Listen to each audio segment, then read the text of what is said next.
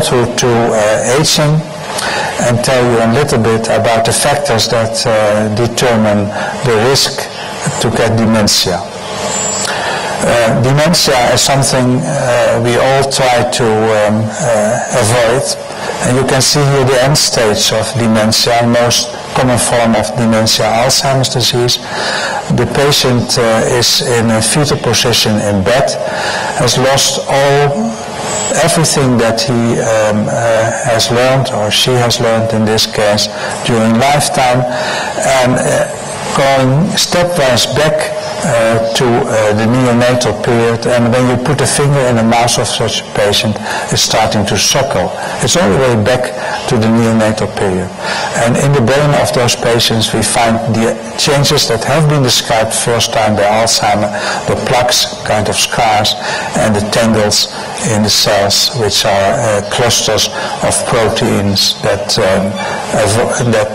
make those cells atrophic and not working anymore. We all run a big risk for Alzheimer's disease, and you can see that with age this risk is going up. At this moment, when you become 85, you have a 40% chance that you get Alzheimer's disease. And you should realize that this is only the end stage of the disease, and that there is a line some 10 years earlier than this line was the start of Alzheimer's disease. So in fact, I think we can say that everybody would get Alzheimer's disease if he was not saved by a heart infarction or cancer. The symptoms of Alzheimer's disease are starting with memory loss of things that just happened, things that were just told. A patient can over and over tell the same joke or the same story, and then this memory deficit is becoming larger and larger.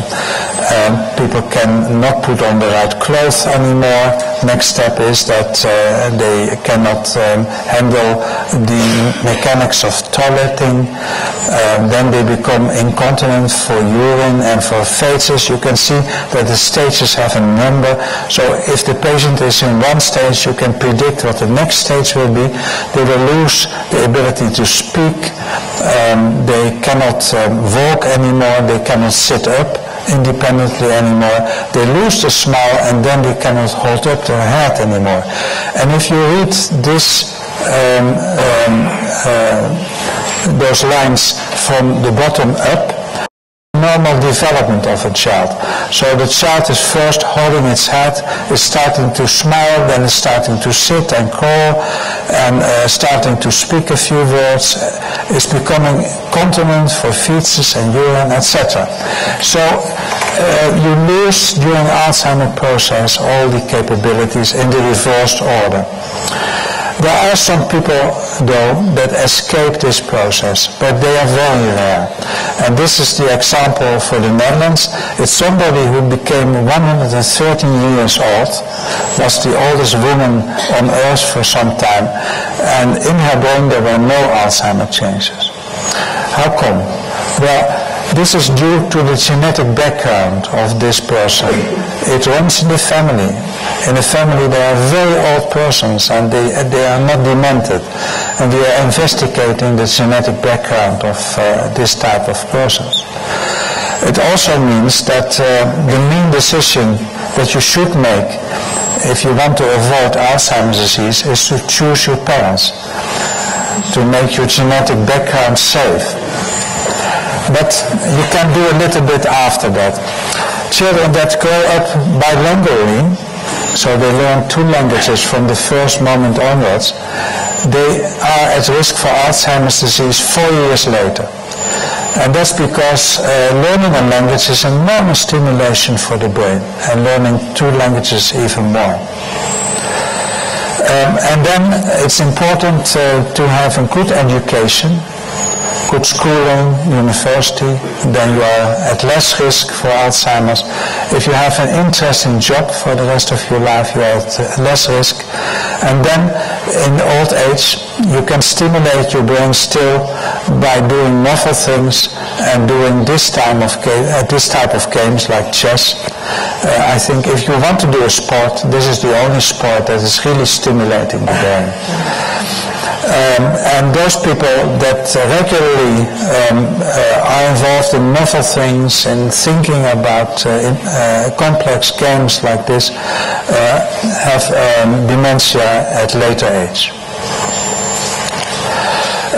When we looked into the brain, we also found that some cells are more vulnerable for Alzheimer's disease than other cells. And it appeared that the cells that were very active, the neurons that were very active, could better stand the Alzheimer's process than the cells that were showing little activity.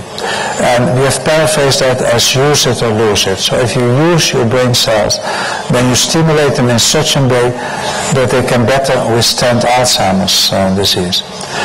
Now, then came the question, if Alzheimer's disease is starting in the brain, can we still get the cells going again? And we tried that out in a system that we call the circadian system. It's involved in the regulation of day and night. And the basis of the system is the clock in the brain, the biological clock. And the clock gets information directly from the eye about the environmental light. But the clock has an about 24-hour rhythm. And it can only shift its rhythm with 1 to 1.5 hours per day. And that's why we have a jet lag when we fly between east and west, because the clock has to adapt every day with 1.5 hours. Well, the clock is stimulating many brain areas and also sending fibers by a complex pathway to a little gland on top of the brain. It's called the pineal gland, and the pineal gland is making the sleeping hormone melatonin. And the brain knows that it's daytime because the biological clock is more active, and the brain knows that it's night because melatonin is released, the sleeping hormone. And this system is affected in a very early stage in Alzheimer's disease. In fact, you can see it in many old people that they sleep fragmented during the night. They sleep in little portions, and in between they are awake. They can make little naps during daytime, and ultimately the difference between the night and the day in sleeping is disappearing because the clock doesn't function very well. And this is in fact the main reason that patients are brought to a nursing home, because during the night time they might leave the bed, they might even leave home, they can put things on the fire, they cannot find the way back to home, and this is the reason that the partner of the patient become exhausted and the patient has to be brought to a nursing home. Well, when we study the pineal gland, so that little gland is making melatonin in people that have no Alzheimer's disease, you can see during the night there's a lot of production, and during daytime there's nothing. But in the very first stages of Alzheimer's disease, when the patient doesn't know that the disease has already started, this day-night difference has disappeared. And that is the basis for the change in sleeping behavior. What we did was to stimulate the biological clock by more light in the living environment of dementing people. You can see that there are many more women here than the single men in the nursing home. That is in the first place because women become older than men, so they are at higher risk for Alzheimer's disease. But if you match women and men for age, then they have more risk for Alzheimer's disease also because they lose sex hormones from the age of 50, and this is one of the stimuli of the brain. In addition, at least in the Netherlands, if men gets Alzheimer's disease, then the women try to keep them as long as possible in their house, in their home. The other way around, if women get Alzheimer's disease, men don't try to do that. So that is one of the reasons that there is a big sex difference in nursing homes. Well, you can measure the activity of people by a watch-like device measuring all the movements. And this is movement measurement for 1, 2, 3, 4, 5 days in a patient with Alzheimer's disease. If we look for the first day during the night, 2 o'clock, during the night there is activity. Here at 2 o'clock during the night there is activity, a lot of activity. Here there's a maximum activity in the middle of the night. Here also a peak of activity. Here also very much activity during the night. So this patient is very restless during the night and sleeping a lot in daytime. And when there's put more light into the ceiling, you can see that the nights become very quiet. And that means that the biological clock is stimulated. And we have done that for a huge group of people, 189 subjects in many nursing homes. And we found that indeed you can treat restlessness during the night in this way very efficiently. Those people get better circadian rhythms, they become less depressed, and they also perform better in cognitive testing, in psychological testing. And that's probably because they had a kind of jet lag in which you know that you don't accomplish in an optimal way, and if you treat a jet lag then you do better. But this is of course not a treatment for Alzheimer's disease, it's a treatment for the clock. It shows, although, a very important principle, and that is if nerve cells are starting to be affected by Alzheimer's disease, you can still get the function back by stimulating the nerve cells. And we study this process of stimulation in other brain areas. So this is a little piece of glass, it's this big, in the microscope, and it contains 44,000 points. And if you see those points under the microscope, they have different colors and different intensities. They can be green or red or yellow. And if they are green, then it means those are all little pieces of DNA. If it is green, it means that the brain area is more active for this gene. If it's red, it's less active, and if it's yellow, there's no difference. And when we did the measurements of all the genes in the brain, in this case in the brain area in front, then we found, much to our surprise, that in the beginning of Alzheimer's disease, you can see here the stages, when people don't know yet that they have Alzheimer's disease in the beginning of the process, that there are 500 genes which go up in activity. So the brain is stimulated in the first parts of Alzheimer's disease. And this is probably the reason that people don't have symptoms, because the brain is more active. It tries to compensate for the disease. And then the activity in the brain is diminishing, and this is the phase that we call mild cognitive impairment. That is the phase where memory disorder started, and it's also the phase that the partner usually tells the patient, now you have to go to a doctor, there's a problem. And you can see that in the end stage of Alzheimer's disease, the activity goes down even more. And we now try to find out what molecules are orchestrating all those changes in the brain, what molecules are responsible for those huge changes in activity in many genes, in order to apply this knowledge in later stages of Alzheimer's disease and stimulate the brain in later stages. Well, our daughter thinks that research is not going quick enough, so she has given us this advice: be nice to your kids, they will choose your nursing home. And I told her, well, not me, I'm not going into that direction, because in the Netherlands it's possible to ask for euthanasia, even if you are in early stages of Alzheimer's disease. So if you have decided that you don't want to go into the path of dementia, you can ask for euthanasia. Well, this guy here was talking it over with his family members, and he said, euthanasia, not over my dead body. And that means that in the Netherlands there is also a free choice in this sense. You can do it, you cannot do it, but it's important that it's available for those people that decide not to go into this disease process.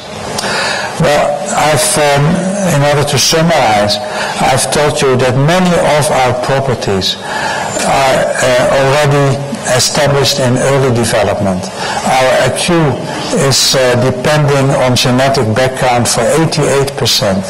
Our gender identity and sexual orientation are programmed before we are born. Of course, we learn our mother language after birth. It would not be efficient to do that before birth. But when the mother language is established, it's very difficult to learn another language. And you speak the language with in a different way, with an accent, because your brain is programmed in a certain way. Even our political orientation, so whether we are more conservative or more progressive, is determined in early development, and then we fill it in by local politics. What is also determined during early development is the risk for a number of brain diseases, like depression, schizophrenia. Schizophrenia is determined for more than 80% by genetic background, although the first symptoms only occur in puberty. The risk for addiction and obesity, they're all determined in early development. And that means that we have little choice in the way we become a person. There's no free will in that. And you all feel best if you can live the way your brain is programmed. So, of course, if you are programmed in a way that you are homosexual, and you feel fine if you can live in a free way as a homosexual person. And the same holds for all other characteristics. And just because we don't have the choice, we don't have the free will in this sense, we need freedom. And the freedom, of course, has limitations, and the limitation is that you should not damage other people too much. But if we have this freedom, if we claim this freedom, then it's the state that has the obligation to give us this freedom. And then we can go back to Spinoza. You see here a statue of Spinoza in Amsterdam, who said the obligation of the state is to guarantee freedom. Now, if you want to take the risk to read my book, I want to warn you for the last time. This is the cover coming back to me, and on the back side of the cover it was said, "Dear Mr. Swaak," when they become angry they usually spell my name in the wrong way. "Here's a part of your book in return. The rest is through disorder. It's a pity that you reason everything into pieces. It goes you well to body and brain," with a signature. "It's a pity of the money. I could have better given it to the Salvation Army." Well, but I'm very glad that it has now been translated into Spanish, and I'm curious whether you like it. Thank you for your attention.